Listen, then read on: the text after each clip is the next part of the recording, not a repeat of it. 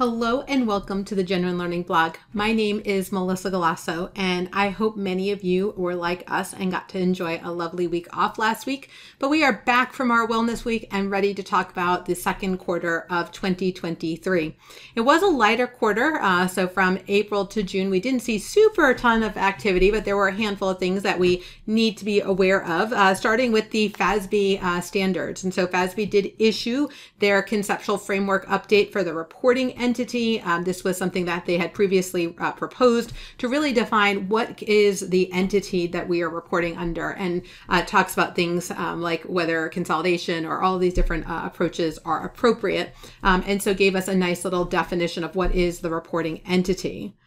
They also put out a proposal on purchased financial assets, and this is really in response to ASU 2016-13, which introduced the CECL option. And one of the things that they had is if you are purchasing an asset, you had to evaluate whether there was more than insignificant deterioration in credit and whether you had purchased what they call PCD, purchased credit deteriorated assets. And so there were two models, whether there was or was not.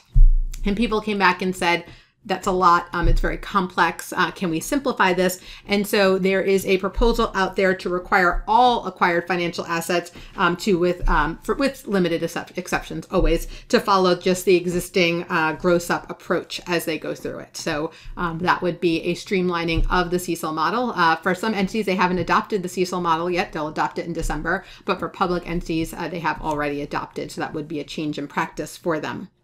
GASB also approved their implementation guide. They voted on it, but it didn't get issued until earlier this week, or actually probably late last week, if I remember correctly, one of the two. And so we do have an implementation guide, but just didn't make it out before the end of the quarter, but it was approved, but it is available now for those of you who would like to go look. There is a really interesting question on SPIDAs, subscription-based IT arrangements, that we highly recommend you take a look at.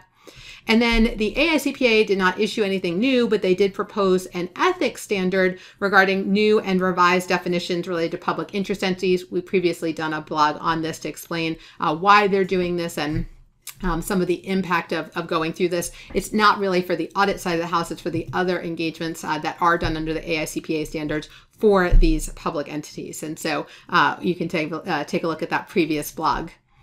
So as you can see, Q2 was pretty slow. There is a lot going on. GASB continues to work on their larger models, like their financial reporting model and revenue expense recognition. FASB has been doing a lot of post-implementation review and working through a couple other projects. And AICPA did meet with all of their committees recently. So we're just sort of in the middle of things. And so a lighter Q2 is not a bad thing. Many of us are very busy this time of year. So hopefully you get a little bit of a nice slowdown as we go through. So that is a wrap on this week's blog, and we hope to see you on a future blog. Have a great day, guys. Bye-bye.